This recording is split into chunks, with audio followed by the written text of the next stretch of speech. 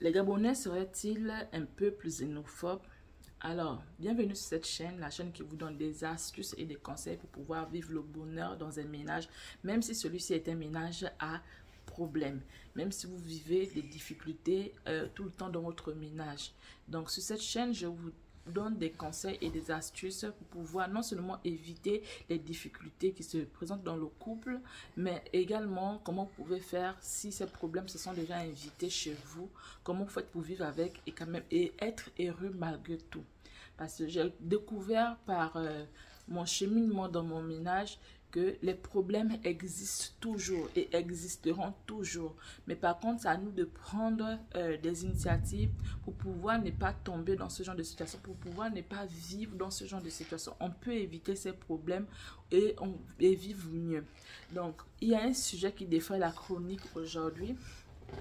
C'est celui de la xénophobie entre griffes gabonaises. Beaucoup de personnes en parlent, ils expliquent. Depuis les rares moments où je vais sur les réseaux sociaux en ce moment, je remarque que le sujet, il est toujours là.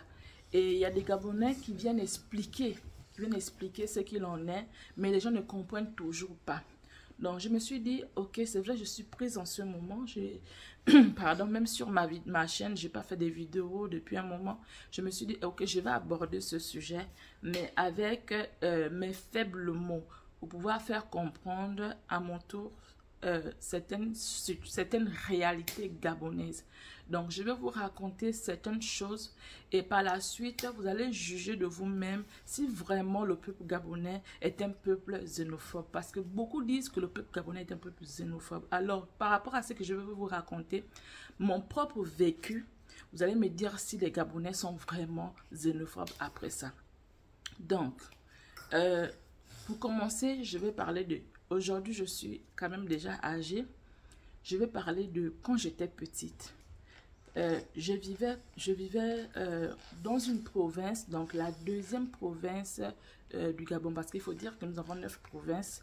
Et donc, les provinces vont de G1 à G9. Donc, j'ai grandi dans le G2. Le G2.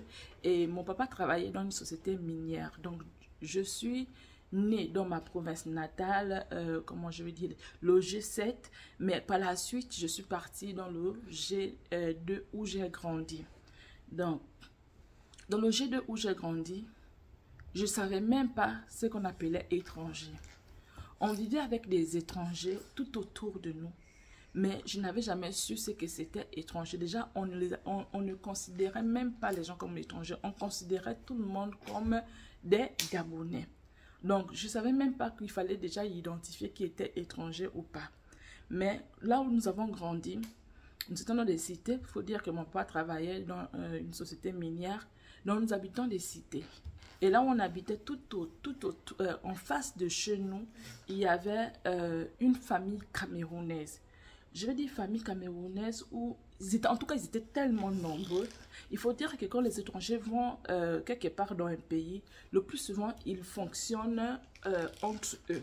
Donc, parfois, tu te dis que c'est vraiment le frère, la sœur. Parfois, ils ne sont même pas frères et sœurs, mais ils sont tout simplement du même pays et c'est ce qui les rattache, c'est ce qui les rapproche. Donc, ces personnes-là étaient tellement nombreuses et elles habitaient tout juste l'autre côté de la voie de là où j'habitais. Et elles avaient pour particularité, elles faisaient des beignets, vous voyez les beignets de farine, là, on appelle ça chez nous au Gabon, les gâteaux. Ces personnes-là faisaient cela, les beignets farine. Et nous, chaque 16 heures, ce sont les choses que nous ont bercées. Chaque 16 heures, on allait là-bas avec la glace. Dans nos établissements, là où on apprenait, c'était toujours ces personnes étrangères qui vendaient ça. Bon, on ne les appelait même pas étrangères, hein, parce que pour moi, même déjà, je n'avais même pas encore identifié que c'était des étrangers. Pour moi, c'était des Gabonais. Donc, dans les écoles et autres, ce sont elles qui faisaient des trucs genre pour pouvoir vendre au niveau de la récréation. Ce sont elles partout dans les écoles, la quasi-totalité des écoles au Gabon, ce sont ces personnes-là qui vendent. Il faut dire que le Gabonais a grandi avec... on a fait comprendre aux Gabonais, on a mis un genre de fierté en nous. Les gens disent qu'on est 500. Ok, on vous l'accorde. On est 500. Et le reste de la population, ce sont des étrangers. On va les appeler comme ça. Il ne faut pas se frustrer. Si vous n'êtes pas d'un pays, bien que nous soyons tous africains, c'est que vous êtes étrangers. Ce n'est pas mauvais, c'est que je suis dire, c'est non plus péjoratif. Je vais dire tout juste pour qu'on puisse se comprendre. Donc, ces personnes qui se trouvaient en face de chez nous, c'était des Camerounais. En dehors des Camerounais, il y avait des Nigérians, il y avait des Nigérians et autres, mais on ne les connaissait pas vraiment comme étrangers. On les considérait pour des personnes, pour des gens, comment on dit ça, des nationaux, pour des Gabonais, parce qu'il n'y avait pas étrangers et autres. Mais eux, ils vivaient en autarcie, ce qui faisait qu'on pouvait constater qu'il y avait quand même une différence dans le sens où c'était des personnes dans leur coin, elles vivaient dans leur coin. Et elles avaient une particularité, c'était des gens qui avaient des commerces. Le Gabonais, lui, on l'a fait grandir, il est dans sa socialisation, on a fait comprendre au Gabonais que les petits métiers, c'était pas pour lui. Et si tu peux arrêter, désolé de cela, on nous a fait comprendre que quand on a grandi, les petits métiers, c'est pas pour nous. Le Gabonais, toute personne qui est passée par le Gabon, la première chose que la personne constate, c'est que le Gabonais, lui, non seulement il est fier, mais c'est des gens qui ne savent pas faire toutes les petites choses avec leur... Mais elles savent faire, mais elles ne le feront pas parce qu'elles considèrent que c'est très... c'est pas pour eux, en fait. Les Gabonais ne considèrent pas que les petits, ce qu'on appelle petits métiers, vous voyez, le jardinage, les nounous, les coco, tout ça, le travail d'un Gabonais, c'est être dans un bureau. Tout Gabonais, sait que son travail, c'est être dans un bureau. Ça, n'importe qui arrive dans le Gabon peut détecter ça. On a la quasi-totalité de la population gabonaise, donc de ceux-là, les 500 que vous dites que nous sommes, travaillent dans l'administration. C'est ça le travail d'un Gabonais. Tu ne verras pas le Gabonais aller faire ce qu'il prépare, par exemple. C'est pas que c'est péjoratif, hein? C'est pas que je suis en train d'insulter, mais c'est pour dire que pour nous, nos frères qui venaient de l'extérieur, qu'on avait adopté chez nous, c'était leur métier à eux.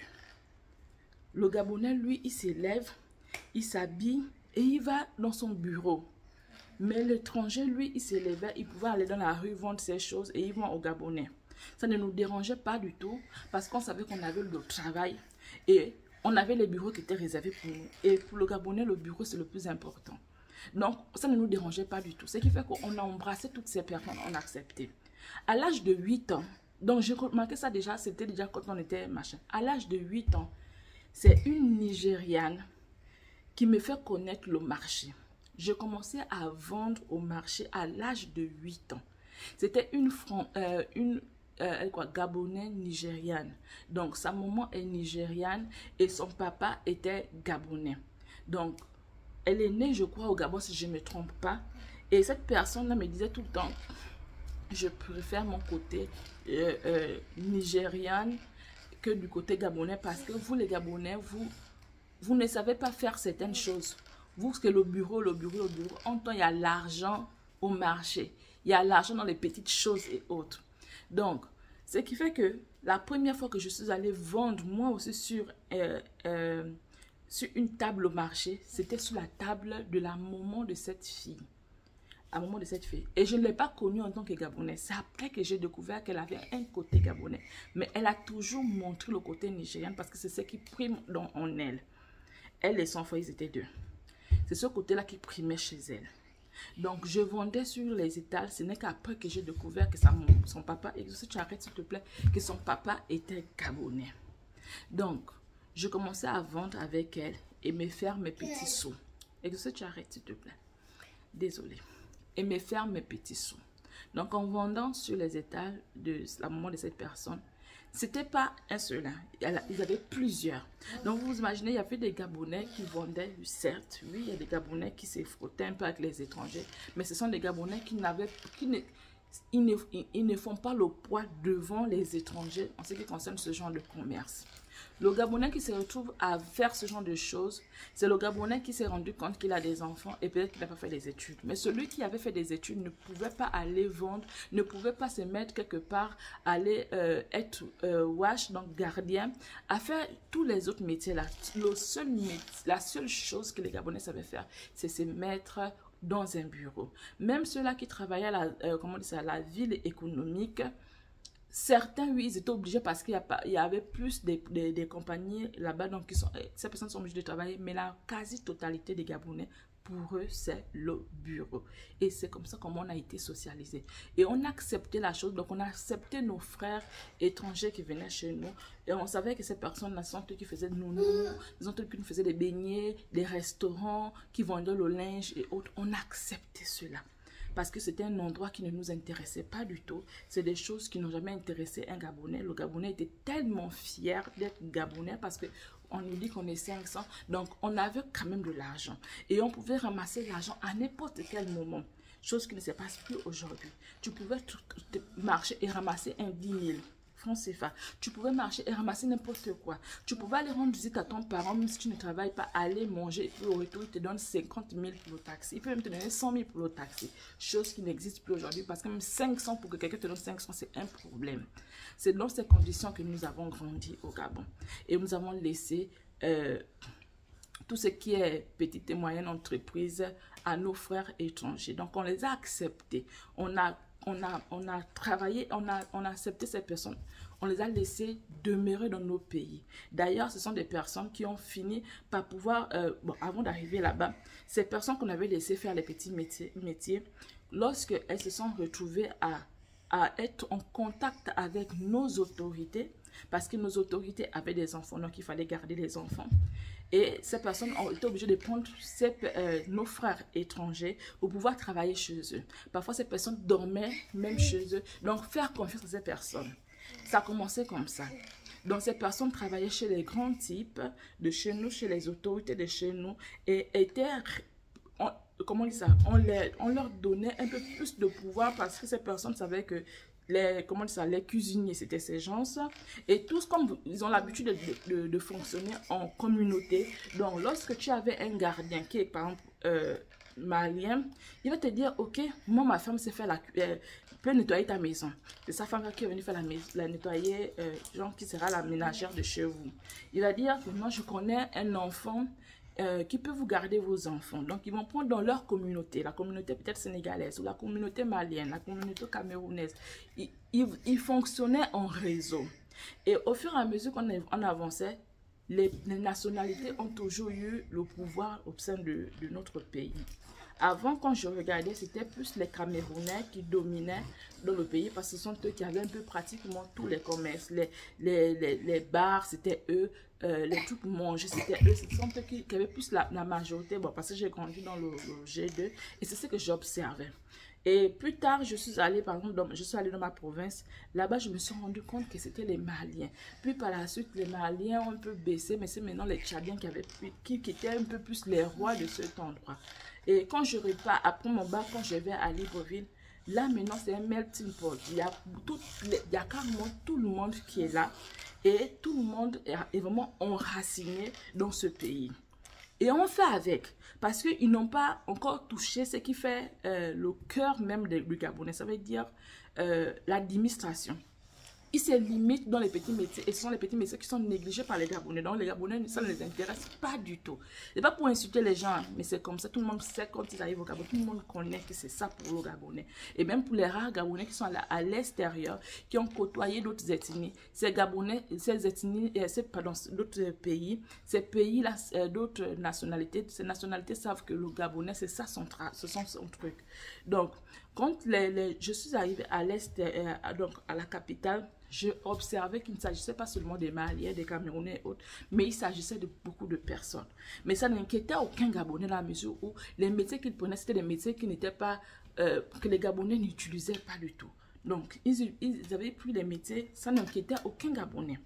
Mais qu'est-ce qui a fait que les Gabonais aujourd'hui se révoltent? C'est quand on a commencé par toucher l'administration. Donc, le lieu où, et ça arrête, le lieu où on rencontre la quasi-totalité des Gabonais, où les Gabonais se retrouvent vraiment. C'est à ce moment que les choses ont commencé par se gaspiller. Parce que, vous voyez, ces personnes qui travaillaient pour les autorités de chez nous, lorsqu'elles allaient travailler pour ces autorités, ce sont elles qui, elles ont commencé par introduire des choses au sein du pays. elles ont introduit des pratiques. Elles ont fait comprendre à ces hommes, ces autorités-là que vous pouvez vous protéger par certaines choses. Donc, des pratiques que vous-même vous connaissez, qui sont rentrées en vigueur. Et dans ces pratiques, il y a eu des choses qui se sont passées. Donc, ces personnalités se sont rendues compte qu'apparemment, elles étaient protégées par ces personnes. Donc, que celui qui était peut-être un mécanicien ou qui portait le sac, par exemple, d'une autorité chez nous, part de là pour se retrouver à un poste au sein de l'administration. Parce que la personne s'est rendue compte qu'apparemment, je tiens mon poste grâce à cette personne. Parce que c'est cette personne qui m'a fait les bains. C'est cette personne qui m'a garanti mon poste. Parce que, vous voyez, on met les gens en prison. On regarde les gens comment. Ces personnes, lorsqu'elles sont arrivées, elles ont fait comprendre aux gens qu'écoutez, vous n'avez même pas besoin d'avoir la population de votre côté. Nous, on peut faire tout ce qu'il faut pour que vous mainteniez vos places. Donc, au fur et à mesure, les choses se sont construites. Elles sont parties de porteurs de sacs ou encore de menuisiers ou de maçons et autres pour se retrouver au sommet de l'État. Si tu arrêtes, désolé, pour se retrouver au sommet de l'État. Et quand ces personnes se sont retrouvées au sommet de l'État, elles ont mis un frein, une barrière entre celui qui gouverne, celui qui a le droit à la décision et la population. Et même nos autorités. Ce qui fait que nos autorités n'avaient même plus accès au chef. Ils n'avaient plus accès. Pour pouvoir accéder au chef, il fallait passer par ces personnes qui ont su s'imposer avec leurs pratiques. Vous voyez, ce sont eux qui sont en même temps chefs cuisiniers chez les gens. Donc, on ne sait pas ce qu'ils donnaient à manger aux gens. On ne sait pas comment ils ont procédé, mais ils ont pu infiltrer l'administration et avoir les postes que ceux des Gabonais étaient à mesure d'avoir parce qu'ils sont d'abord Gabonais et ils ont le droit d'avoir ces postes. Parce que lorsqu'ils vont se mettre à construire, ils ne vont pas construire à l'est, ils vont construire dans le Gabon. Mais quand ces personnes ont quitté les postes là où ils étaient, ces choses qu'ils aimaient faire, qui ne nous intéressaient pas, et sont venus toucher à l'administration, c'est là où ça fait un problème entre eux et les Gabonais. Les Gabonais ne se retrouvaient plus, ils n'avaient plus de place pour pouvoir travailler. Ils n'avaient plus accès à leur président, ils n'avaient plus accès aux autorités. Donc, à chaque niveau, à chaque palier de l'administration, il y avait des blocages. Donc, du plus bas jusqu'au plus haut, il y avait des blocages. Et pire encore, c'est le plus haut. Parce que le plus haut, c'est celui-là qui devait décider. Mais il n'avait plus le droit à la décision parce qu'il avait mis des personnes qui étaient là. Ces personnes, il avait tellement confiance en ces personnes, confiance au gourou de ces personnes, confiance aux choses que ces personnes-là avaient déjà... En fait, ils avaient réussi à convaincre l'autorité que, ok, tu n'as pas besoin de ces personnes-là pour garantir ta place. Nous sommes là et nous allons garantir ta place. Donc, ils ont infiltré l'administration. Donc, au lieu de se limiter dans les postes qu'on leur avait donné, au lieu de se limiter dans la petite et moyenne... les petites et moyennes entreprises qu'on leur avait laissées, ils sont venus s'infiltrer là où le cœur du Gabonais, donc dans l'administration. Ça a commencé à faire un problème. Même là encore, on ne s'était pas réveillé. On s'est dit, ok, ça va passer. Mais c'est quand nos propres autorités n'arrivaient même plus à avoir accès à notre président et qu'on pouvait voir, on savait qui gérait les choses. Là, on ne pouvait plus. On s'est dit non, non, non, là les étrangers ont fait très fort. On a commencé par les appeler étrangers. Et on a commencé par dire qu'on ne veut plus. On ne veut plus de ça. Mais nos voix ne portaient pas, ne portaient plus. Parce que les oreilles et les yeux de notre président étaient fermés à la population. Dieu seul sait, parce que tellement ils avaient infiltré l'administration que même à la télévision, ils étaient. Donc, tu pouvais aujourd'hui la revendiquer les choses. Aucune télévision, en plus la télévision nationale, n'allait jamais montrer ce qui se passe. La télévision nationale ne montrait pas ce qui s'est passé. Donc, même si j'en suis sûre que même si l'autorité pouvait voir ça, l'autorité n'allait rien faire parce qu'il était comme endoctriné par ces gourous qui sont arrivés pour dire que, ok, ce sont déjà des pères spirituels. En même temps, ils sont venus endormir la personne et endormir la population. Mais ils n'ont pas réussi à endormir la population parce que la population revendiquait toujours, mais n'avait gain de cause. La population n'était pas entendue puisqu'ils étaient partout.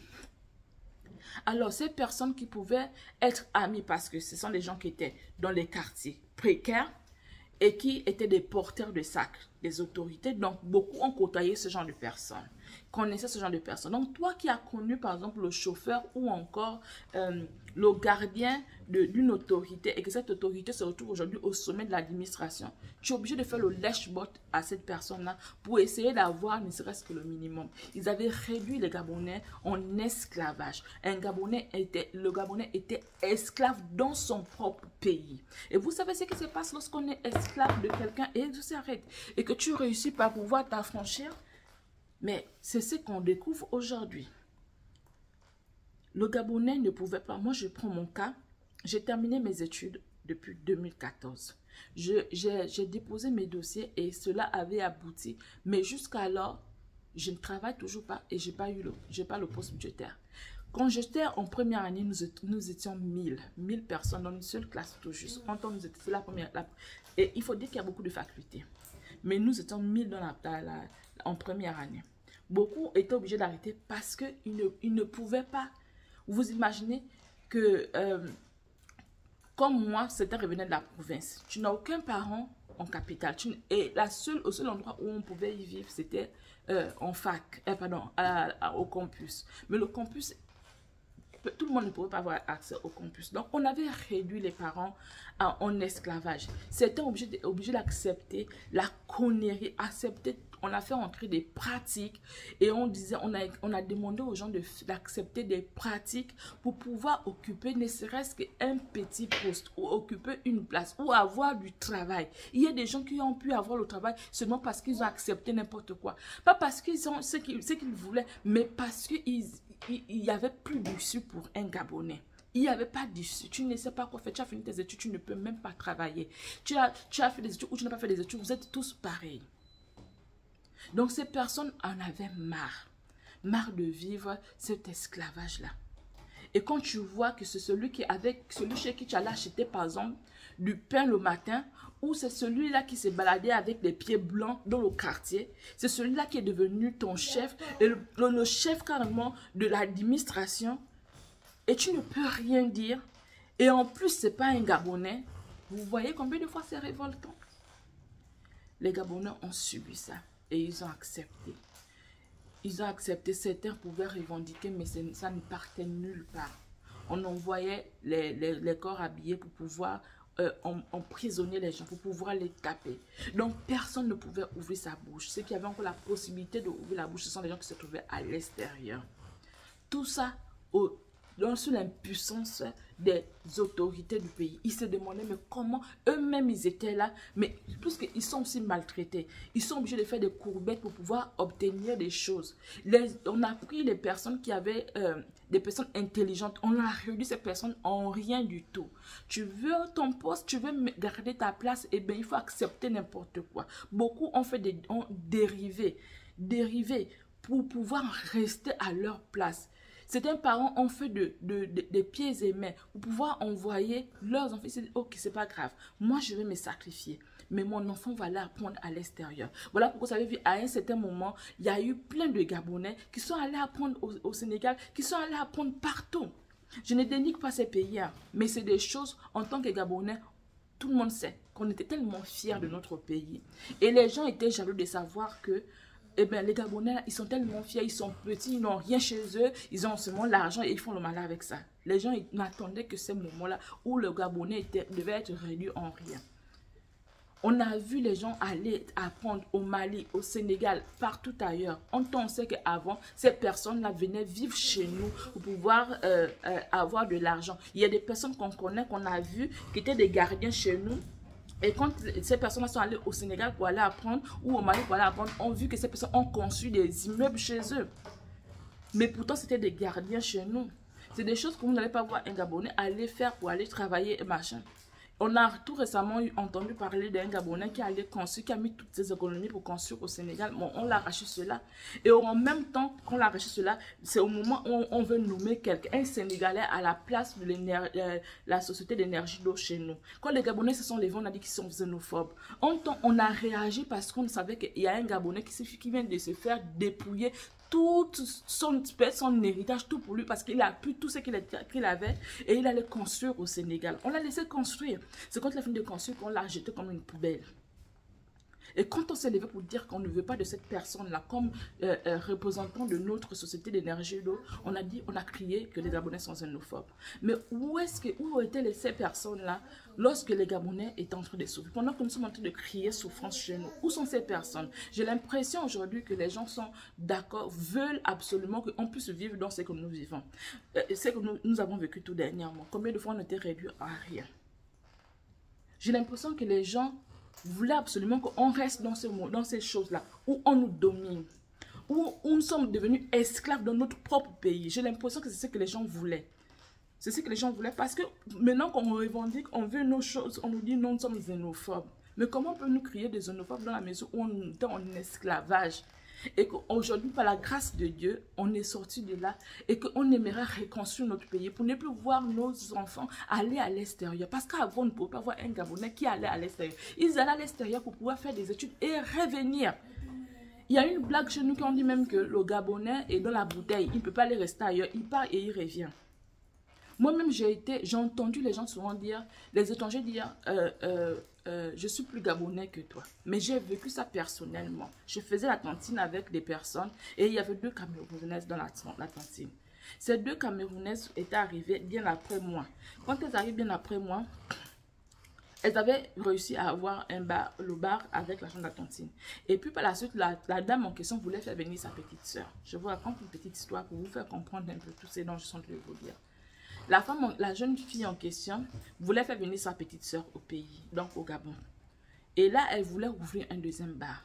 Elle nous fait comprendre qu'elle avait récupéré la cantine avant parce qu'elle veut ouvrir un 2e bar parce qu'elle a fait venir sa petite soeur.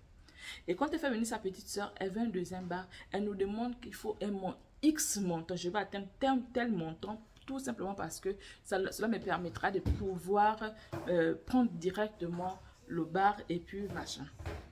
Alors, il nous demande quelles sont les personnes qui peuvent me miser. Bon, je ne sais pas si vous connaissez ce que c'est miser. Ça veut dire que, vous voyez, si vous êtes 5 personnes et que vous donnez 100 000, 100 000, mais que s'il y a quelqu'un qui peut donner plus, peut-être 500 000, ça veut dire que la personne qui a récupéré ton argent te remettra 500 000. Donc, elle nous dit, est-ce qu'il y a des gens qui peuvent me miser pour que je puisse atteindre le montant qu'il faut pour pouvoir récupérer le bar? Et il y avait des gens qui se sont prononcés. Et moi, je faisais partie des personnes qui se sont prononcées pour la mise. Donc, moi, je mise. Et quand je mise, puisque dans la cantine en question, c'est une condisciple qui m'avait amené. Donc, je dis à ma condisciple, ok, je vais faire la mise. J'avais donné ma parole que je devais miser. Donc, le jour là, je me lève pour aller remettre l'argent. Je dis à ma condisciple qui était trésorière de l'association que je vais remettre l'argent à la dame. Ma copine me dit, ok, vas-y. Quand j'arrive sur place, la dame n'est pas là. Je trouve sa petite soeur qu'elle avait fait venir. Et ça, je connaissais sa petite soeur parce qu'elle venait de la cantine avec sa grande soeur. Donc, sur place, j'appelle encore ma copine pour dire que là, je suis chez la personne et je veux remettre l'argent en plus. On avait déjà terminé la cantine, donc j'étais allée remettre le plus que dont elle avait besoin. Et là, j'avais une façon de plier l'argent. Je pliais l'argent toujours en 4. Donc, je plie l'argent, je remets. J'appelle la dame, la jeune fille, pour lui dire que, ok, tu n'es pas là, mais je suis venue remettre l'argent. J'ai trouvé ta petite soeur. Et ta petite soeur est là, donc je remets. Elle me dit, oui, remets l'argent à ma petite soeur. Tout le monde était au courant que j'avais remis de l'argent. Mais quand il fallait déjà me restituer mon argent, elle refuse carrément de me restituer mon argent. Et je lui dis, non, tu ne peux pas faire ça. Parce que moi, mon argent, je le gagnais comment? Ce n'était pas par un homme. Moi, je vendais le pain, donc le travail que faisaient les étrangers chez nous. Moi, je le faisais parce que je me disais que pourquoi on va laisser les étrangers seulement faire ça et nous, on ne peut pas faire. À l'université où j'allais avec le pain et la salade, je vendais ça à mes camarades universitaires. Donc, ce jour, je savais combien de fois je souffrais pour pouvoir faire mon pain et avoir mon argent. Et c'est quelqu'un comme ça qui ne voulait pas payer mon argent. Elle me dit, ne donne pas mon argent. La raison qu'elle trouvait me donner, c'est que je n'ai jamais donné l'argent en plus. Tout le monde savait que j'avais donné l'argent en plus. La présidente savait. Et celle qui m'avait amené la cantine, la trésorière savait. Et même sa petite soeur le savait. Et elle me fait comprendre que elle est plus gabonaise que moi. Que je n'ai qu'à faire ce que je veux. Je n'aurai pas mon argent. Et là, c'était carrément dégoûtant de ma part. J'avais toujours entendu les gens dire cela, que je suis plus gabonais que toi. Mais là, c'était à moi qu'on le disait. Mon ego avait pris un coup. Et je me suis dit, ça ne peut pas se passer ainsi. Déjà, je souffre pour avoir mon argent. Ce n'est pas un garçon qui me donne de l'argent. Et toi, tu peux me remettre mon argent. Tu me dis, tu es plus gabonaise que moi. Je vais faire ce que je veux. Alors, elle avait reçu... j'ai décidé alors d'aller à la PJ. La PJ, c'est la police judiciaire. Avant d'y aller, j'ai mon cousin, mon grand frère, donc, qui travaillait là-bas. Et je l'expose d'abord les faits. Parce qu'il faut dire qu'en ce qui concerne les corps habillés, moi, j'ai tellement peur d'eux. Et je n'aimerais pas avoir affaire à eux. Donc, j'expose les faits à mon cousin. Laisse ça exaucer. J'expose les faits à mon cousin. Et je lui dis, ok, je l'expose les faits. Il me dit, si ce que tu me dis est vrai, ça veut dire que tu as raison. Puisque tu as des témoins, ça veut dire que tu as raison. Cette dame va te restituer ton argent. Vas-y. Va à tel poste. Et le poste là, il me demande d'y aller. C'est là où il travaille. Mais pour éviter de pouvoir influencer, quand on dit qu'il a influencé, il décide alors de me laisser partir toute seule. Et tu sais que je peux arrêter ça. Il se met de l'autre côté de la voie et il me dit, vas-y. Vas-y et va à tel endroit, va faire. Donc, Exaucé, tu laisses s'il te plaît? Désolé. Laisse ça. Il me dit, va. Parce que si ce que tu m'as dit est vrai, c'est que cette dame va te restituer ton argent. Alors, bien avant ça, je lui dis, je vais vers elle, chez la dame, je lui dis, écoute, si tu me remets pas mon argent, moi je vais te porter plainte à la PJ. Elle me dit, tu peux faire ce que tu veux, je te donnerai pas cet argent. Je te donnerai pas cet argent, tu peux aller où tu veux, je suis plus... Elle insiste qu'elle est plus gabonaise que moi. J'étais vraiment frustrée. En fait, le simple fait pour elle de dire qu'elle était plus gabonaise que moi et de savoir que beaucoup de Gabonais se faisaient dépouiller dans leur propre pays, ils ne pouvaient rien revendiquer, ils ne pouvaient rien dire et c'est ça, c'était la vérité. J'ai vu beaucoup de gens vivre cela, cette injustice-là. Et l'injustice, parfois, vous la vivez même avec vos propres frères gabonais. Mais pourquoi? Parce que le chef de ton propre frère gabonais, mais c'est un Béninois, c'est un Togolais, c'est quelqu'un qui est étranger. Donc, c'est son chef. Du coup, il sait que il va demander aux Gabonais comme toi de te malmener et toi tu vas en vouloir à ton frère. Tandis que ce que ton frère fait, c'est parce qu'il a déjà reçu l'ordre de quelqu'un d'autre. Donc cette même soirée, cette même nuit, bon la nuit probablement, elle avait reçu ces gars-là chez elle où il s'était déjà arrangé de me faire porter le chapeau et de m'influencer. Moi je ne savais pas. Donc je vais le matin à la PJ pour pouvoir revendiquer. On me laisse même pas dire ce qu'il faut dire. Hein. Automatiquement, on veut museler ma personne. J'étais frustrée de savoir que c'était des Gabonais comme moi. Mais je savais qu'ils agissaient sous ordre de quelqu'un. J'étais frustrée. Je commençais à pleurer. À un moment, je me rends compte, mais attends, mon frère aussi travaille ici. Et là, je prends mon téléphone parce qu'il était tout juste de l'autre côté de la voie. Il ne voulait pas assister à ça. Il disait que faut pas qu'on pense que j'ai influencé les gens. Parce que si ce que tu m'as dit est vrai, ça veut dire que tu as raison. Donc, il était resté de l'autre côté de la voie. Et là, je l'appelle pour lui dire que me voici ce qu'on est en train de me faire ici. Il me dit quoi? Qui t'a reçu? Comment elle a habillé la personne? J'ai dit comment elle a habillé la personne. Il me dit ok, c'est X personne. Passe-moi le téléphone à cette personne. Je passe le téléphone et là, il dit à la personne que hey, vous savez pertinemment que la Camerounaise a dit faux. Vous savez. C'est ma petite soeur qui est devant vous. Vous tous, vous savez. Et sa petite soeur la petite soeur avait avoué devant les agents qu'elle avait reçu de l'argent. Elle a remis l'argent à sa grande soeur. Ils ont réussi à prendre le bar dont elle voulait. Mais comme elle était malhonnête et qu'elle était, selon elle, plus gabonaise que moi, elle savait que je devais aller nulle part. Elle me regardait comme ça. Elle voyait une pauvre fille qui habitait au campus. Donc, c'est juste une pauvre fille qui souffre probablement. Mais ne savait pas que les choses pouvaient mal tourner. Donc, c'est comme ça que moi, sur le champ, le monsieur se rend compte qu'il s'agit de la petite soeur de quelqu'un qui est haut gradé quand même par rapport à lui. Et en plus de cela, moi, j'ai raison. Donc, sur le champ, les choses changent. Et cette dame, on finit par mettre la dame dans un truc et on lui demande de payer cet argent. Elle-même, elle n'en revient pas. Je ne sais pas ce qu'elle avait donné à ces personnes. Est-ce que c'est son corps qu'elle avait donné? Est-ce que c'est de l'argent qu'elle avait donné? Elle-même, elle sait ce qu'elle avait donné. Mais je vous assure que ce jour-là, j'étais malade parce que moi-même, j'avais vécu cette injustice-là où on te dit, j'avais entendu ça des gens, mais j'étais la victime cette fois-ci et j'étais blessée. Surtout blessée de savoir que ça venait, que mes compatriotes marchait dans cette combine et voulait m'incriminer moi. Moi, je ne suis jamais allée dans ce genre d'endroit. Il fallait me voir comment je paniquais quand je voyais des personnes avec les blessures aussi horribles.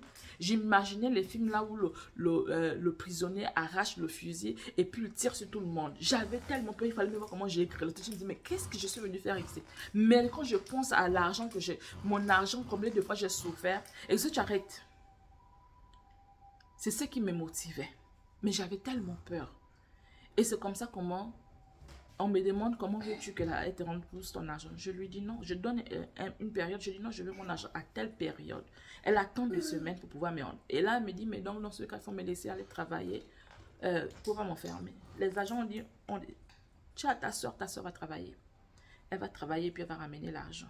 Donc, je ne sais pas combien de jours elle avait, mais je vous assure que je me suis senti mal par la suite de savoir qu'une belle femme comme ça devait dormir dans l'une des cages là-bas à la prison. C'est ce qui me faisait mal parce que je me suis rendu compte ce jour que plus jamais j'irai dans ce genre d'endroit pour aller porter plainte à quelqu'un parce que la prison, on ne peut pas laisser quelqu'un faire la prison. C'est horrible. Je n'ai pas vu de cages, je n'ai pas vu là où on les mettait, mais le simple fait pour moi de voir ces personnes avec des balafres, des blessures et autres, j'avais peur. J'avais peur. Donc, le moment arrivé, on m'a dit, elle te remet l'argent comment? Je dis non, elle vient de déposer ici, je viens récupérer mon argent chez vous. Elle m'appelle parce que je ne veux plus avoir affaire à cette personne-là, plus du tout. Ce qui fait qu'à la fin, on l'a sortie de la tontine. On a dit qu'elle était malhonnête, elle ne pouvait plus continuer la tontine. Elles étaient 2 Camerounaises, le reste c'était des Gabonais. Non, non, non, dans ce cas, c'est bon là. Tu ne peux plus continuer à faire la tontine avec nous. Tu es malhonnête. Parce que si pour remettre l'argent de quelqu'un, il faut qu'on aille à la police. Là, c'est pas sérieux. Pas sérieux et tout. Les gens n'étaient jamais allés dans ce genre d'endroit, mais ils étaient obligés de partir parce qu'il fallait témoigner de ce qui s'était passé. Et même sa propre sœur témoignait contre elle en disant avec exactitude comment était l'argent. Et tout le monde savait que moi, j'ai l'habitude de plier l'argent en 4. Arrête ça. Tout le monde savait. Donc, elle se faisait trahir. Elle avait dit la vérité et sa sœur comptait sur le fait qu'elle avait déjà soudoyé les gens comment on dit ça, les autorités compétentes. Mais mal de peau pour elle, ça s'est retourné contre elle par la suite. Et heureusement pour moi que j'avais un grand frère qui était quand même plus gradé que cette personne.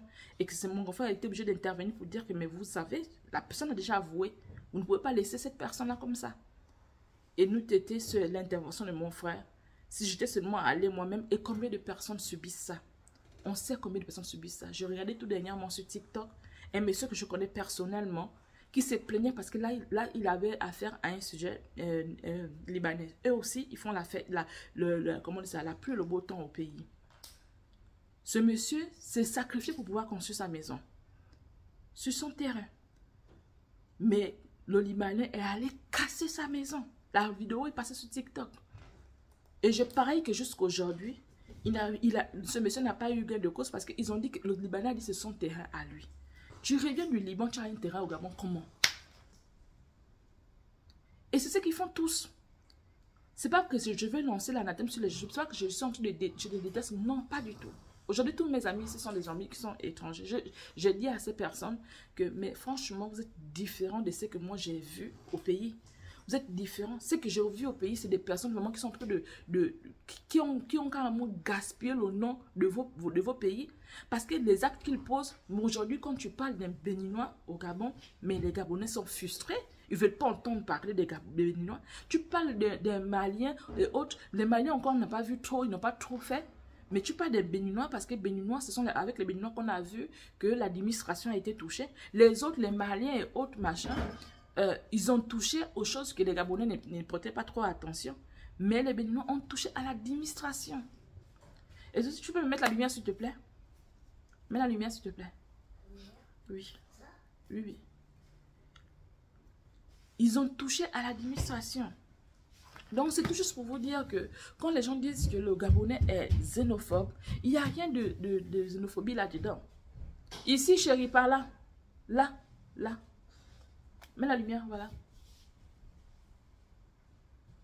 Vas-y. Mais regarde là où tu mets la lumière. Désolé, désolé. Quand on dit qu'on est xénophobe, il n'y a rien. Il n'y a rien qui soit xénophobe là-dedans. Les Gabonais sont excédés. Ils ont été mis en esclavage dans leur propre pays. Donc ce monsieur que je disais, que le Libanais est venu et a cassé sa maison, ce n'est pas le seul. Il y a des pères au Gabon, des hommes. Il y a des mamans qui se sont vues aller s'humilier sexuellement auprès des Maliens, des Sénégalais, parce qu'ils veulent nourrir leurs enfants. Vous connaissez combien de pères se sont humiliés pour accepter des conneries de la part des Béninois, des Maliens, des Sénégalais, ou encore, je ne sais pas, peu importe, Libanais et autres, tout juste parce qu'ils voulaient nourrir leurs enfants. Beaucoup ont fait n'importe quoi. Beaucoup ont eu des dérives parce qu'il fallait maintenir leur place. Tandis que c'est une place qu'ils méritent normalement. Parce qu'ils ont fait leurs études. Parce qu'ils ont fait des études et ils sont là. Et on leur dit, si tu ne veux continuer à être à ce poste, si tu ne donnes pas ce qu'on veut, si tu ne fais pas ce qu'on te demande de faire, tu perds. Il y a des gens qui ont perdu les moments, qui ont perdu les maisons. Il y a des papas qui ont pleuré. Ils sont pères d'enfants. Imaginez-vous, vous êtes père d'enfants aujourd'hui. Que quelqu'un vienne, menace votre père devant vous. Met votre père à genoux devant vous. Ce monsieur est en train de pleurer. Comment vous allez respecter encore votre père? Votre père qui est votre Dieu, que vous respectez. C'est ce que nous on a vécu au Gabon. On vient humilier le père, la mère. On te déshabille. Vous parlez aujourd'hui du marché. Que les Gabonais sont allés chasser les gens au marché. Vous connaissez les Gabonaises qu'on a déshabillés au sein du marché, ce même marché-là, parce qu'ils se sont levés pour revendiquer le fait qu'ils doivent avoir les places. À l'époque où le pouvoir n'avait pas encore changé, où les personnes de corps n'avaient pas encore plus le pouvoir, on a déshabillé les Gabonais. Et ces Camerounais, ces Sénégalais, ces Maliens, ces Togolais, ils étaient là. Ils ont ricané. Ils ont vu les Gabonais, on a déshabillé les mamans gabonaises. Déshabillés, en train de pleurer, interpeller le président. Dieu seul sait si le président voyait même cela. Monsieur le président, les gens que vous avez envoyés ici, voilà la nudité d'une maman. Vous imaginez une maman d'un certain âge? C'est ce que les Gabonais ont vécu. Dans ce même marché que vous dites que les Gabonais sont revendiqués. Mais vous voyez la maman qui a pleuré ce jour, les mamans qui ont été frappées, qui ont été expulsées. On a jeté la même marchandise que vous dites aujourd'hui qu'on a jeté la marchandise de certains étrangers. Mais la même marchandise des Gabonais, des rares Gabonais qui sont qui avaient des étals au sein du marché. On a pétiné leurs étals comme ça. On a jeté les étals de ces Gabonais. Et on disait que les étrangers ces étrangers qui avaient plus le pouvoir étaient en train de sourire comme on a déshabillé les Gabonais dans ce marché. Nous n'avons pas fait circuler ces vidéos. Vous n'avez pas vu ces vidéos circuler. Mais aujourd'hui, vous avez des vidéos de certaines dames étrangères. Peut-être que ce ne sont pas elles qui ont fait ça.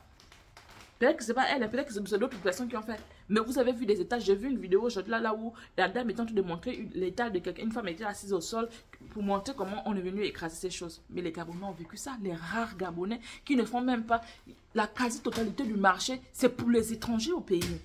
Mais les rares Gabonais, qui ne sont peut-être même pas 10, je vais peut-être, bon là, peut-être que je minimise trop, mais ils ne sont pas nombreux, ont été déshabillés dans ce marché. Déshabillés.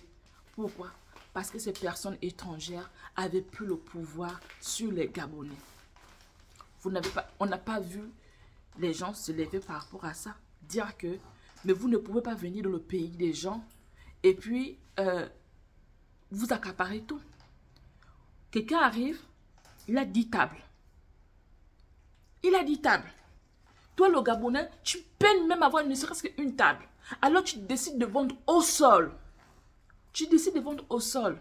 Mais parce que certains clients viennent chez toi, ça dérange l'étrangère. J'appelle l'étrangère, excusez-moi, hein, on est tous africains, oui, c'est vrai. Mais je dis étranger pour que vous puissiez comprendre de qui il s'agit en fait. Il ne s'agit pas d'un Gabonais, mais il s'agit d'une autre personne qui est venue au Gabon, qu'on a accepté. On l'a accepté, mais qui a eu le pouvoir aujourd'hui, qui dit maintenant qu'elle est plus gabonaise que toi. Ces mamans-là, on les a déshabillées ce jour. On a déshabillé ces mamans. Elles se sont retrouvées en train de frotter les fesses au sol, maudire ce pouvoir, maudire le pouvoir, maudire tout le monde, maudire les étrangers. Ils n'en avaient pas marre, ils s'en foutaient. Et ces personnes qui sont en train de se plaindre aujourd'hui que les Gabonais sont xénophobes, qui sont dans ces étals-là, n'avaient pas dit non, ne faites pas ça à ces femmes. Déjà, c'est leur pays. Non, ne les tapez pas. Non, ne les habillez pas. Elles ont raison. Normalement, on doit aussi laisser la place à ces personnes parce qu'elles doivent subvenir à leurs besoins. Elles doivent faire tout pour pouvoir, comment dire ça, s'occuper de leurs enfants, pour pouvoir manger. Ces personnes n'ont jamais dit ça. Et vous, toutes sur les réseaux sociaux, personne ne s'est levé pour pouvoir revendiquer, pour pouvoir dire que mais comment vous pouvez faire ça? C'est vrai, c'est le Gabon, c'est l'Afrique, mais vous ne pouvez pas aller et puis envahir un pays. Dites-moi un seul de vos pays, un seul pays qui fait ça chez eux. Quel est le pays où l'administration est remplie de personnes qui ne sont pas de ce pays? Dans quel pays vous avez vu ça? Dans quel pays? Dans quel pays? Et alors, même là encore, quand ces personnes sont venues chez nous, elles ont occupé des postes, on a laissé ces personnes-là. Est-ce qu'on s'est plaint? Mais c'est quand elles ont voulu nous montrer qu'on n'était rien du tout, qu'on a commencé à revendiquer. Et quand on a commencé à revendiquer, on n'avait même pas gain de cause. On a frappé nos mamans. On a déshabillé nos parents. On a déshabillé nos parents. Nos parents ne pouvaient rien faire du tout. Donc imaginez toute la frustration qu'elles ont gardée avec elles. Cette femme qui s'est blessée, qu'on a déshabillée, ces femmes qu'on a déshabillées, ces papas qu'on a giflés comme des enfants, qu'on a humiliés devant leurs enfants. Imaginez toute cette frustration. Et aujourd'hui que le pouvoir change. Et qu'on trouve quelqu'un qui vient dire, ok, on restitue la dignité. Vous avez dit que ce n'était pas un coup d'État. Oui, eux-mêmes ils ont dit que ce n'est pas un coup d'État. Nous on est venu restituer la dignité. On est venu remettre la dignité aux Gabonais. On vous le conseille, ce n'est pas un coup d'État, on est venu restituer la dignité des Gabonais. Et maintenant qu'on restitue la dignité des Gabonais, ces personnes-là qui ont souffert, qui devant peut-être que c'est le voisin d'à côté, qui était même la cause de son malheur. Et aujourd'hui, qu'elle sait que maintenant, son nom peut parler, sa bouche peut parler, sa parole peut arriver au sommet de l'État. Parce que le sommet de l'État est pour cette personne. Elle sait que c'est lui qui a fait du mal, c'est quelqu'un qui est à côté. Elle s'attaque à cette personne en réponse à ce qu'elle a vécu, en l'humiliation qu'elle a vécue. Vous venez vous dites que le peuple est xénophobe. Dans ce cas, nous acceptons. Dans ce cas, nous acceptons leur fin de game. Nous acceptons, nous sommes alors xénophobes. Nous le sommes. Parce que si vous ne pouvez pas comprendre ces choses, les gens passent, vous racontent, avec certains viennent vous dire avec exactitude ce qu'ils ont vécu. On vient vous expliquer ce qui se passe en ce moment dans le pays. Vous vous contentez de ce que les gens sont envoyés dans les réseaux sociaux où on dit qu'il y a la chasse à l'homme. Non. On fait la chasse à ceux-là qui sont venus nous dire qu'ils étaient plus Gabonais. Ceux-là qui ont fait du mal aux Gabonais. On dit c'est bon. On n'a même pas dit aux gens qui partaient du pays. On n'a pas dit ça aux gens. On a dit que désormais, le Gabonais doit récupérer sa dignité. Ça veut dire que s'il y avait des postes que ces étrangers avaient occupés, les Gabonais doivent occuper cela. Vous nous dites, il y a 16 000 ou 12 000 ou combien de mille Gabonais au Sénégal. À quel moment on a eu ce genre de personnes au Sénégal? À partir du moment où le Gabonais ne pouvait plus s'occuper de lui-même. Ils étaient obligés d'aller loin de leur propre pays. On prend un enfant de 17 ans, père Adam de Dina, on l'envoie dans un pays. Pourquoi? Parce qu'on recherche, on se dit, ok, c'est l'espoir de la famille. Elle va partir, elle va revenir avec le diplôme et les gens pourront souffler. Malheureusement, elle n'est jamais revenue. On prend un enfant, on l'envoie à Dakar. Parce qu'on sait que, ok, la vie coûte moins cher. Donc, le Gabonais qui est tellement déjà essoré dans son propre pays peut au moins s'occuper de son enfant en envoyant 50 000. Ou même vous dites aujourd'hui que depuis que les Gabonais viennent, les prix de loyer ont augmenté. Je le sais parce que j'ai payé les cours de ma nièce à Dakar. Moi, j'étais dans l'université chez moi dans mon pays. Et je sais combien de fois même l'université a pris un coup. Je me suis dit, on ne peut pas laisser. J'ai pris ma nièce et j'ai envoyé à Dakar avec mes soeurs et on a tout fait. Vous dites qu'il y a beaucoup de Gabonais à Dakar. Mais pourquoi ils vont aujourd'hui? Avant, est-ce que les Gabonais allaient à Dakar? Ce sont les Sénégalais qui étaient au Gabon. Les Sénégalais qui étaient au Gabon, ils ont travaillé avec nos autorités, ils sont allés construire chez eux. Ça, je ne dis pas par machin, parce que nous connaissons les Gabonais avec qui étaient nos voisins, qui sont allés au Gabon. Ma soeur a pris à Dakar. Et quand elle a pris à Dakar, c'est même Sénégalais qui travaillaient. Quand on a vu au Gabon, ma soeur a retrouvé ces personnes là-bas au Sénégal. Et ces personnes ont dit, ok, viens, là, on va te montrer. Ils ont conçu des écoles. Ils ont conçu des choses chez eux. Voilà pourquoi notre président a dit les choses d'abord aux Gabonais. Parce qu'il sait que si les choses appartiennent aux Gabonais, on doit rétablir d'abord l'ordre de notre pays. Aujourd'hui, beaucoup de Gabonais sont allés apprendre à l'extérieur et nous sommes devenus la risée des gens. Ces personnes disent, on est allé à Port-Gentil, la ville, la deuxième vision économique du pays. Il n'y a rien là-bas. Mais comment il va y avoir quelque chose dans la maison où notre argent se trouve dans les caisses, dans les maisons des gens qui ne méritent même pas? Notre argent se retrouve dans les pays extérieurs à notre pays où ils vont construire et après nous devenons les esclaves de ces personnes. J'ai voulu moi m'acheter un terrain dans mon pays. Vous savez qui je suis allé voir pour acheter un terrain dans mon pays? Un Béninois. Tu peux arrêter d'exaucer. Je suis allé voir un Béninois. Je lui ai dit, le pays vous appartient maintenant. C'est vous qui commandez. Je veux un terrain. Vous voyez combien de fois c'est humiliant? Il revient de son pays, est-ce qu'il a amené un terrain? Tous les secteurs étaient cernés par la personne étrangère. Tous les secteurs. Il n'y avait aucun secteur là où on pouvait te dire qu'un Gabonais maîtrisait. Aucun secteur. Aucun secteur. Esclave dans notre propre pays. Vous connaissez la frustration des gens? La frustration des gens. Et maintenant qu'il y a il y a une lueur d'espoir, mais les gens ne peuvent que jubiler, même si c'est pour jubiler pendant une seconde. Ils vont jubiler. Toute la frustration qu'ils ont eue, même si c'est pour une seconde, même si c'est un changement d'une seconde, on est obligé de rigoler. À gauche déployer, on est obligé d'applaudir, on est obligé de nous lever, de courir partout, parce qu'on était en esclavage. Donc si vous n'avez pas compris ça et que vous voyez que c'est la xénophobie, alors on est xénophobe. On est xénophobe parce qu'on veut construire notre pays. On est xénophobe parce qu'on veut remettre aux 500 personnes que vous dites que nous sommes les postes qu'ils doivent avoir. Vous avez vu un petit pays qui est tellement riche, qui a 500 personnes comme vous dites, 500 000 personnes comme vous dites, mais les gens souffrent quand même. Ça veut dire qu'il y a problème. Maintenant qu'on dit qu'on veut remettre la dignité à ces personnes-là, on aimerait que ces 500 000 personnes puissent quand même vivre dignement, être encore capables de dire que oui, on est Gabonais. Comme vous l'avez entendu autrefois, et ça vous faisait mal de savoir qu'on disait toujours que nous sommes Gabonais, ça vous énervait. Nous, on veut répondre cela. On veut construire chez nous. On veut répondre, on veut faire tout ce qu'il faut chez nous. Et on ne peut pas le faire si les personnes là sont toujours à leur poste. On ne pourra pas. Parce que ces personnes vont toujours récupérer l'argent et envoyer chez eux.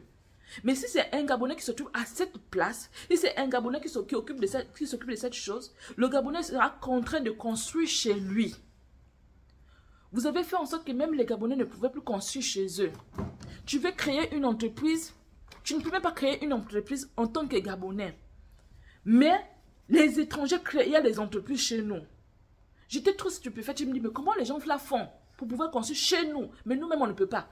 Comment ils font pour pouvoir créer des entreprises tandis que nous-mêmes, on ne peut pas? Vous dites que on va dans... Aujourd'hui, on est 16 000 au Sénégal. Or, vous êtes ailleurs. Il y a l'autre qui a dit, les Gabonaises n'accouchent plus. N'accouche plus. Ça, c'était le live que j'ai suivi hier. J'étais tellement énervée qu'elle n'accouche pas ou quoi. Mais comment voulez-vous qu'on accouche dans la mesure où une maman ne sait même pas comment faire pour pouvoir s'occuper de son enfant? Comment un père ne sait pas comment faire pour s'occuper de son enfant? En temps, il pouvait s'occuper de son enfant s'il travaillait. Mais tu vas faire comment pour pouvoir aller accoucher? Tu es obligé d'accoucher un seul enfant et avoir peur d'accoucher un deuxième, un second, un troisième. Nos mamans faisaient les 7 gosses. 8 gosses. Ce n'était pas des gens qui étaient en mariage, comment on dit ça, polygamique. Mais elles te faisaient, il y a des gens qui ont fait les 12, 24, 20 gosses. Nos mamans ont fait ça. Parce qu'à l'époque, au moins, il y avait le semblant de distribution. Elles pouvaient s'occuper de leurs enfants. Elles avaient les terres pour pouvoir planter, pour pouvoir manger. Mais ce n'est plus possible aujourd'hui. Aujourd'hui, on n'a même pas la terre pour pouvoir planter. Tu n'as même pas ta propre terre. Dans ton propre pays, tu es étranger dans ton propre pays, tu ne peux pas avoir la terre pour pouvoir planter. Tu vas faire autant d'enfants, tu vas gagner de l'argent pour pouvoir faire autant d'enfants, pour pouvoir nourrir. Ton mari, il n'a même pas l'argent qu'il faut. Pourtant, il a fait ses études. Le pauvre, il est obligé pour pouvoir maintenir ses 500 000 de salaire, il est obligé de faire n'importe quoi. En temps, c'est des choses peut-être qu'il n'avait jamais décidé de faire dans sa vie. Vous êtes arrivé dans un pays où on vous a accepté. Et vous avez amené vos croyances. Vous avez amené des choses. Et vous avez, comme vous avez eu le pouvoir, et que vous avez le pouvoir décisionnel, vous avez commencé à imposer ces choses-là. Il faut absolument se retrouver lorsqu'on dit que vous devez tous vous retrouver. Vous avez fait comprendre aux gens que non, pour pouvoir être à la place qu'il faut, à la place qu'ils méritent, ils doivent faire n'importe quoi. Vous avez infiltré toutes vos conneries chez nous. Les gens sont obligés d'aller voir des féticheurs et autres. On avait des féticheurs chez nous, mais ce n'était pas pour ce genre de choses. Vous avez changé carrément la manière de concevoir les choses chez nous. Ça, on n'a même pas parlé. Mais on a parlé à partir du moment où vous avez touché à notre administration. Au lieu où tout Gabonais se retrouvait et pouvait être fier. C'est quand vous avez touché à ça qu'on s'est dit, non, là, c'est trop. On a ouvert les yeux trop tard, vous avez déjà infiltré jusqu'au plus. Vous vous imaginez que dans mon village, un village lointain, perdu, vous retrouvez les étrangers, les personnes étrangères là-bas, et elles vont jusqu'à vendre les choses là-bas. Mais comment ça s'est fait? Les gens se sont bien implantés, infiltrés. Et on a cohabité avec ces personnes. Et aujourd'hui, quand on vous dit que non, c'est bon là, parce que vous avez trop fait et vous avez voulu nous réduire en néant, si vous étiez restés, comme avaient fait lorsque les Maliens sont arrivés, les Maliens n'ont pas fait, les Maliens se sont contentés d'avoir leurs petits métiers et aller construire chez eux. Les Sénégalais ont fait autant aussi. On n'a pas trop râlé contre ces personnes en fait parce qu'ils se sont limités dans les choses que les Gabonais n'aimaient pas faire. Mais quand les Béninois, les autres sont arrivés, ils nous ont fait comprendre qu'ils étaient les chefs des chefs. Ils ont embrigadé d'abord notre président, embrigadé tout ce qu'il y avait chez nous. Ils ont pris tous les postes clés, ils ont tout pris et ils pouvaient changer quelqu'un aujourd'hui. Ils s'arrangent entre eux, ils sont de bonne humeur, et bien ils décident de nommer quelqu'un qu'ils veulent, tous pour aller faire leur travail à eux. Donc, toi qui as grandi avec ce mécanicien, par exemple, tu connaissais ce mécanicien, et que ce mécanicien se retrouve au sommet de l'État, tu peux te réveiller aujourd'hui, il va te dire, ok, tu sais, fais telle chose seulement, et ton nom va se retrouver. Tu te retrouves quelque part dans un poste mais que tu mérites ou tu ne mérites pas. Parce que vous vous connaissez. Parce que tu as fait ce qu'il t'a demandé de faire. C'était ça le Gabon. Donc les gens sont excédés. Les gens sont excédés et ils veulent absolument aujourd'hui redonner la valeur, la dignité aux Gabonais. Donc si vous pensez que ça c'est de la xénophobie, alors nous sommes xénophobes. Nous le sommes et nous l'acceptons à partir d'aujourd'hui. On va construire notre pays pour que vous ne puissiez plus nous dire petit pays. On va faire tout ce qu'il faut pour pouvoir encore mettre en place la politique de la natalité. Parce qu'on avait la politique de la natalité. On encourageait les mamans à pouvoir faire des enfants. Jusqu'à ce que vous êtes venus avec vos pratiques et vous nous avez fait comprendre que le couple c'est plus ça. Il faut faire autre chose. Et la natalité a pris un coup chez nous. Sans compter le fait que vous avez bien... Sans compter le fait que vous avez fait en sorte que les gens puissent ne plus avoir quoi que de l'argent. Donc, du coup, ils ne pouvaient plus faire d'enfants.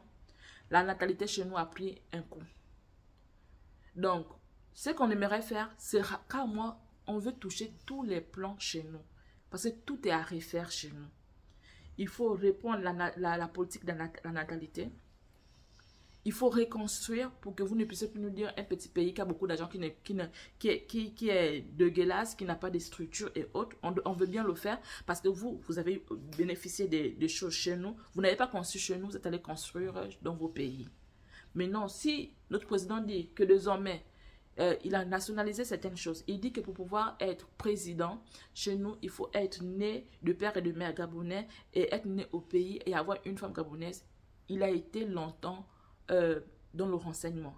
Et il a vu combien de fois il y a eu des fuites de capitaux. Combien de fois l'argent est allé ailleurs. Combien de fois les personnes qui travaillaient chez nous ont construit des immeubles dans leur pays. Il a vu ça.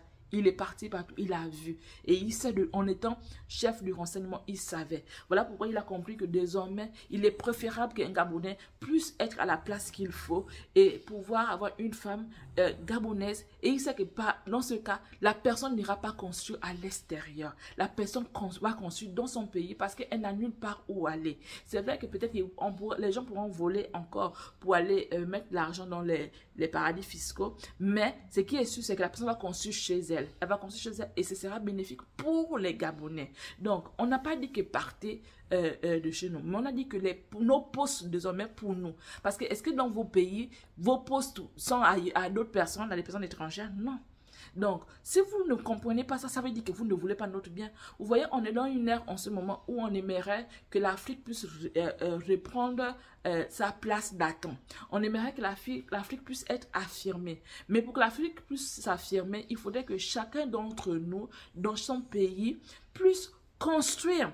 Il ne faut pas que ça soit un seul pays qui émerge, qui construit chez lui et l'autre pays n'émerge pas. Il y aura toujours des problèmes. Si dans un pays émerge et que l'autre n'émerge pas, les gens se déplaceront de son pays pour aller ailleurs, dans le pays là où les choses ont émergé. Donc, pour qu'on puisse réussir notre combat contre l'Occident et autres, il faudrait que chacun d'entre nous dans son pays soit à l'aise. Il faudrait que chacun d'entre nous dans son pays soit à l'aise d'y vivre et de demeurer et de construire. On doit chacun de nous construire dans son pays. Mais si vous ne voulez pas que nous aussi, nous puissions atteindre le développement que vous avez, ça veut dire que vous êtes quelque part sorcier. Ça veut dire que c'est quelque part sorcier. Donc, le fait pour nous de vous dire que, bon, écoutez, on va laisser les Gabonais à la place qu'il faut, au poste qu'ils eux-mêmes ils puissent mériter d'abord leur poste. On veut bien sortir, on veut bien aussi atteindre comment dire ça? On veut manger à notre faim comme d'autres pays et peut-être pourquoi pas ne pas exporter ce que nous mangeons plus tard. On veut manger à notre faim, on ne veut pas passer le temps à manger des choses qui viennent de l'extérieur. Vous savez que pour pouvoir dominer sur quelqu'un, il faut comment dire ça? Il faut contrôler sa nourriture. Tant que nous sommes dans le fait qu'il va falloir toujours prendre la nourriture de l'extérieur, mais nous n'allons jamais sortir de là. Ça veut dire qu'on ne sera pas développé. Et si on n'est pas développé, on sera une béquille pour d'autres pays africains. En tant que nous voulons nous émanciper, tous en tant qu'Africains, nous aimons nous émanciper. Mais pour pouvoir nous émanciper, il ne faut pas vouloir faire en sorte que l'autre pays ne fonctionne pas. On ne peut pas venir, on se bat déjà contre les Occidentaux et on va qu'on se batte contre nos frères africains. Non, nous on aimerait que s'il y a la bagarre, on se bat avec nos frères occidentaux parce que on est tous frères. Et chacun doit construire chez lui. Si on construit, il n'y aura plus de fuite des cerveaux. Celui qui va se déplacer pour aller, par exemple, en Côte d'Ivoire, il ira pour des vacances, pour découvrir la Côte d'Ivoire. Parce que voyager, c'est aussi une façon de nous éduquer. Donc, les gens voyageront, comme nous on voyageait à l'époque, c'était pour pouvoir seulement découvrir et puis revenir chez nous. Les gens voyageront pour aller découvrir, pour aller voir ce qu'il y a de beau chez les autres, et puis venir construire ça chez eux.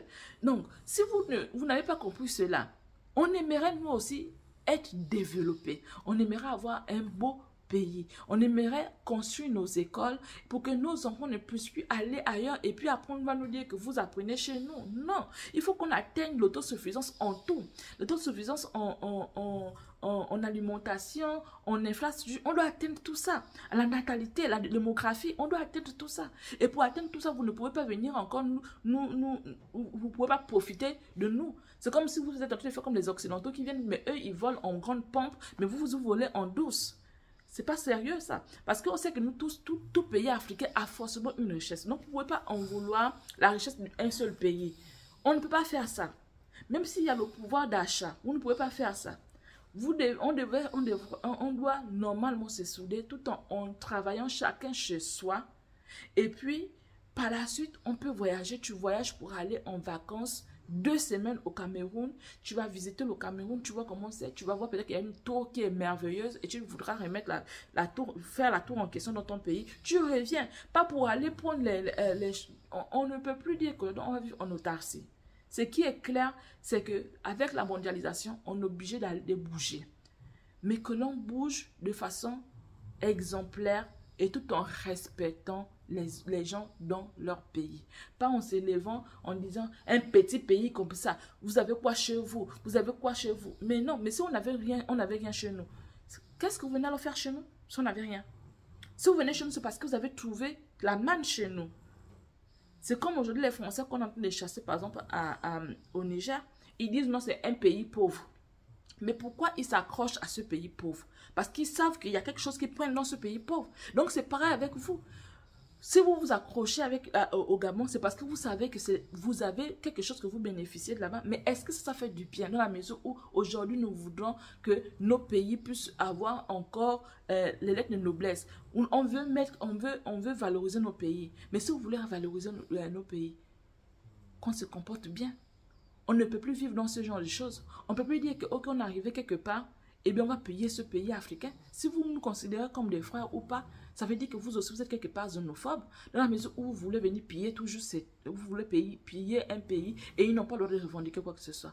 Vous regardez, je vous invite aujourd'hui à regarder vos pays et puis à dire à nous dire si vous vivez tout ce que je viens à peine de vous citer.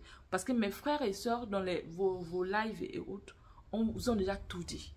Ils ont dit des choses que moi, je que je n'ai pas pu dire ici. Ce que je vous ai dit, c'est ce que moi j'ai vécu. Mais vous avez entendu des choses que les gens vivent dans ce pays. Essayez un peu de vous mettre à la place des gens. Essayez de vous mettre à la place des gens. Je vous ai parlé aujourd'hui terre à terre pour comprendre ce que c'est, ce que les autres sont en train de vous dire avec des exemples précis. Comprenez un peu ça. Si on veut être compétitif avec l'Occident, si on veut être une Afrique forte, c'est pas en nous pillant entre nous. Non. C'est pas en nous pillant entre nous. C'est pas en nous en faisant la bagarre entre nous. Chacun d'entre nous doit construire son pays. Doit construire son pays pour pouvoir mettre son pays à un certain niveau.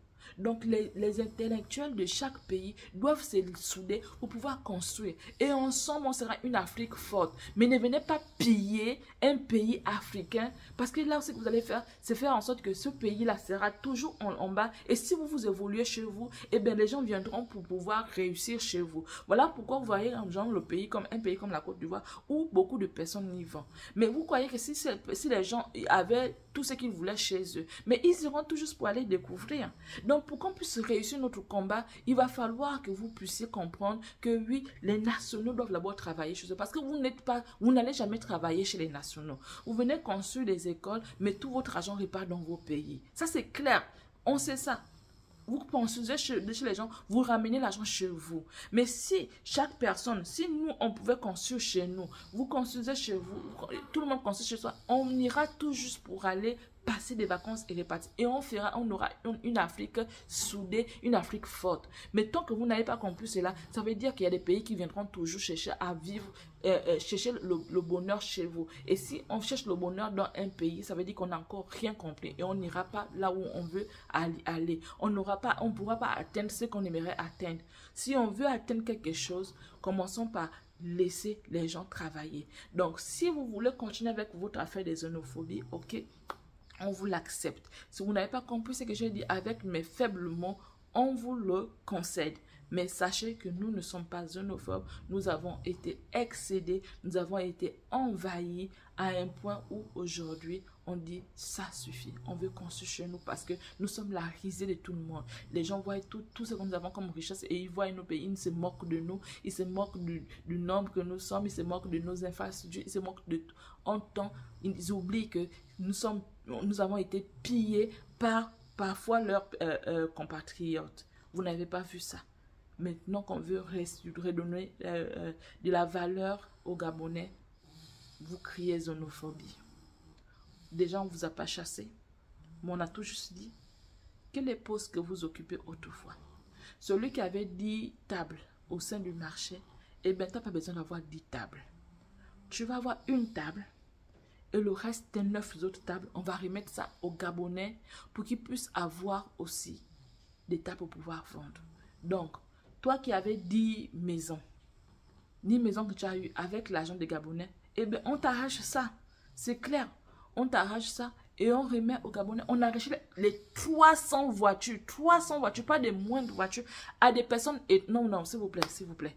Est-ce que vous avez vu ça aussi? Quand vous dites qu'ils sont xénophobes, vous avez vu ça? C'est ce qu'on a dit, on ne veut plus. On va récupérer ces voitures-là, on va mettre de l'administration. Qu'un Gabonais vole comme ça, ok, il vole pour pouvoir construire dans son pays. Ou bien s'il vole, c'est encore un peu accepté parce qu'il a volé son propre pays. Et maintenant, on peut s'arranger entre nous, on te met en prison par rapport à ça. Mais que ce soit un étranger qui vient voler comme ça fait plus mal. Ça fait plus mal. Donc, revoyez vos pays et dites-nous si vous, dans vos pays, il y a ce genre de cafouillage.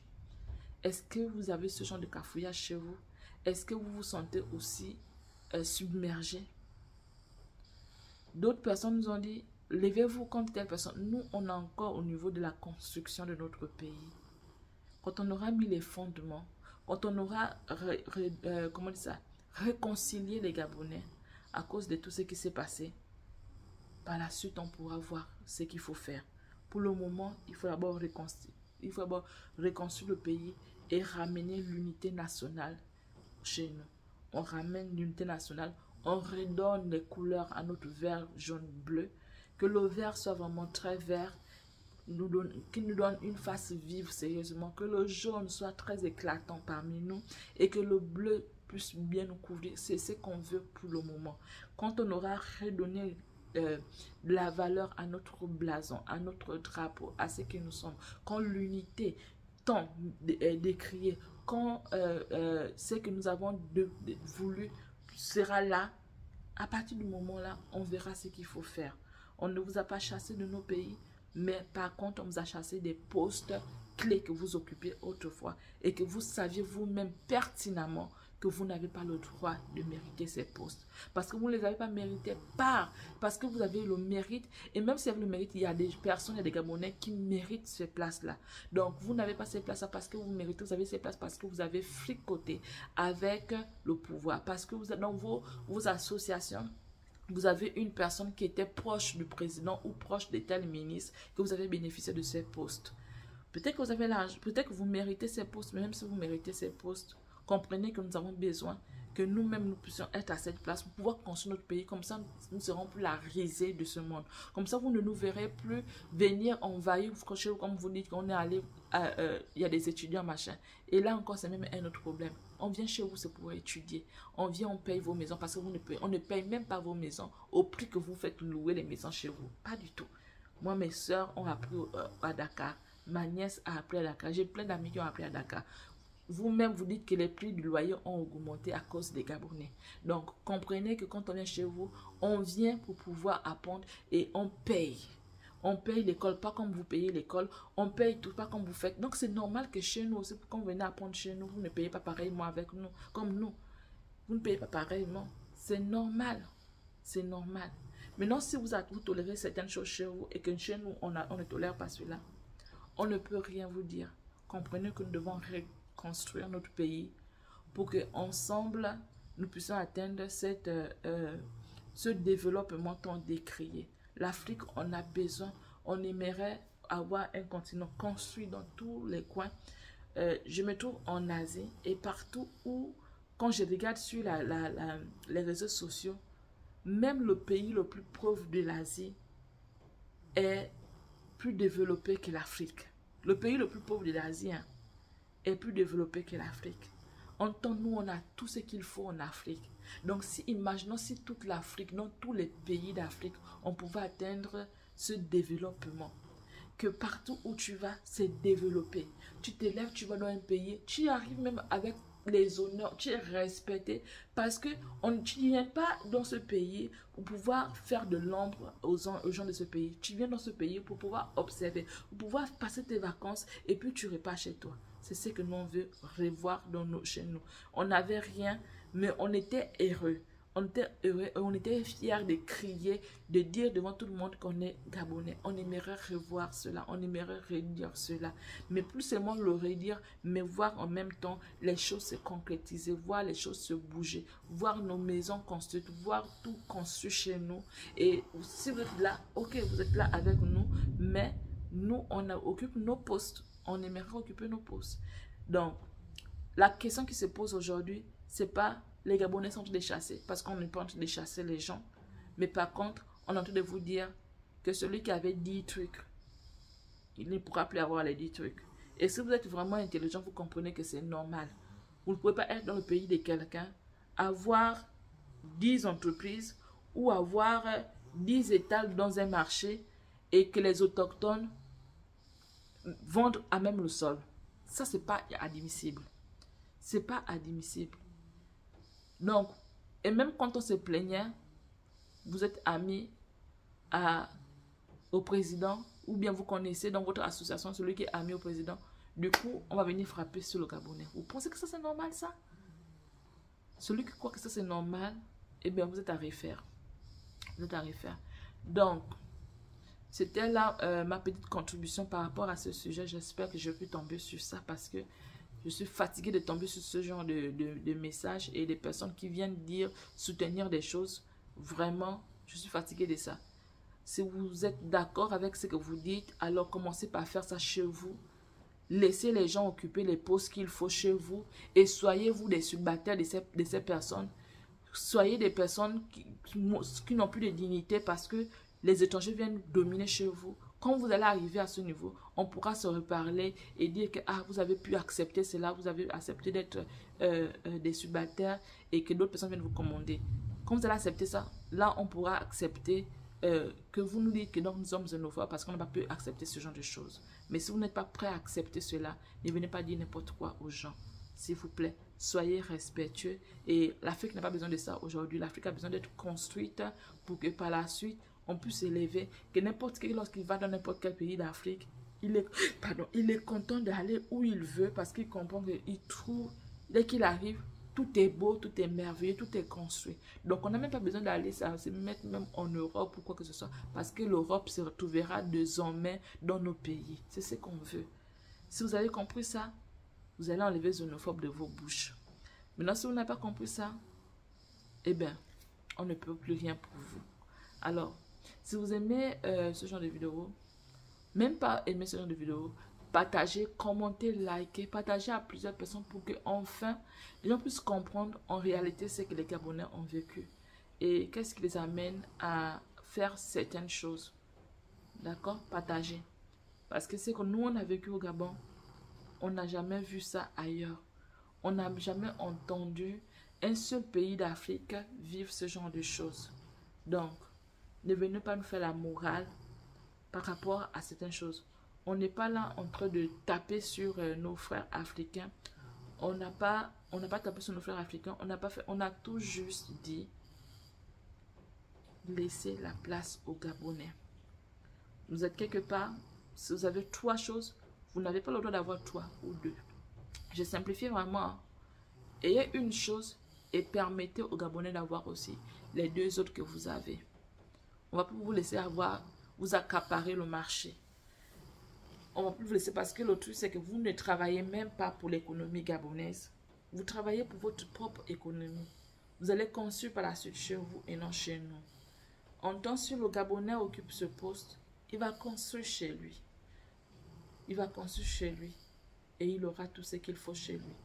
Il va embaucher ses frères gabonais. Et ça, c'est des choses qu'on ne voit pas chez vous. Donc, laissez-nous construire chez nous et vous ne nous verrez plus vraiment chez vous. On va reprendre comme on faisait autrefois. On vient chez vous et on repart chez nous. On vient pour une période, c'est 1 semaine, c'est 1 mois, mais on repart chez nous. On ne vient pas parce que le pouvoir d'achat est élevé chez vous et on veut s'éterniser. Non, on vient, on finit ce qu'on a à faire et on repart chez nous. On repart avec une maquette de peut-être une maison chez vous. On repart avec peut-être une façon de faire de chez vous. Et puis on contextualise la chose avec notre pays de telle sorte que les choses puissent fonctionner convenablement. Ne pas venir chez vous pour pouvoir s'éterniser.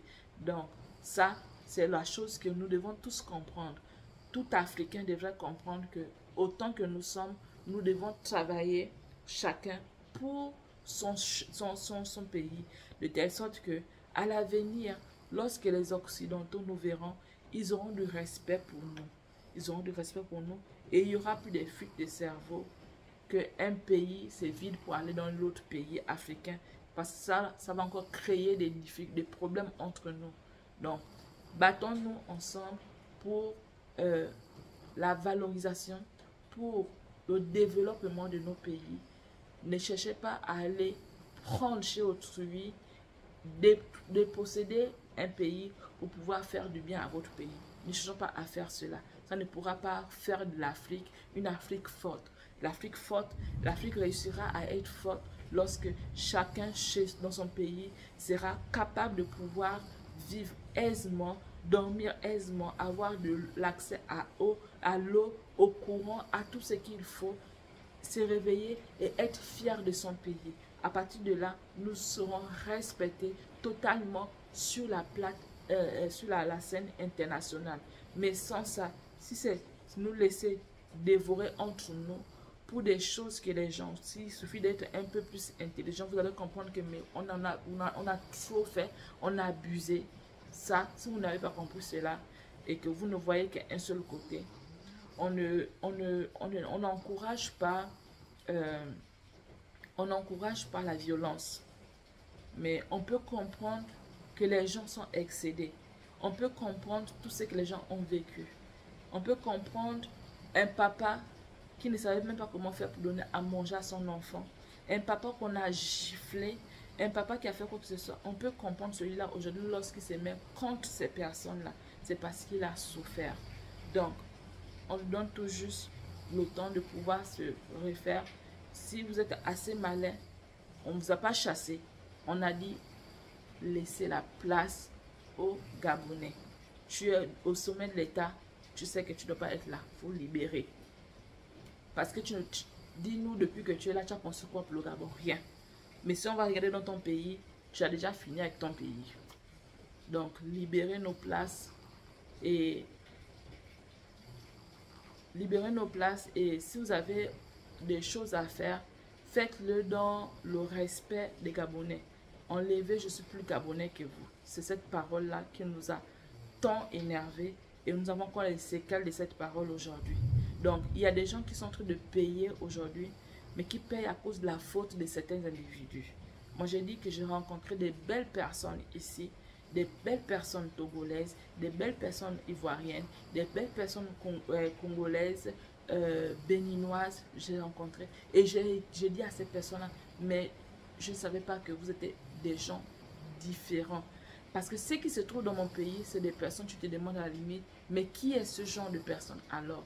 Pourquoi ces personnes se comportent ainsi? Quand j'ai vu ce que j'ai vu, j'ai dit, mais attends, vous n'êtes pas, ce qu'on dit de vous au Gabon, ça n'a rien à voir avec ce que je vois.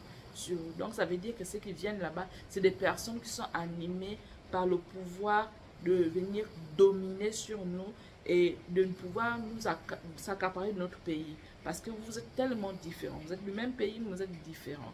Donc ce que nous rencontrons chez nous, peut-être que vous, quand vous parlez sur les réseaux sociaux, vous n'êtes pas encore arrivé au Gabon et que vous n'êtes pas au Gabon. Voilà pourquoi vous parlez des choses que vous ne voyez que sur les réseaux sociaux. Mais nous, on a toujours côtoyé des personnes étrangères. Et il faut dire que les abus nous ont amenés à nous comporter aussi comme on se comporte aujourd'hui. Et il y a des gens qui ont payé le prix.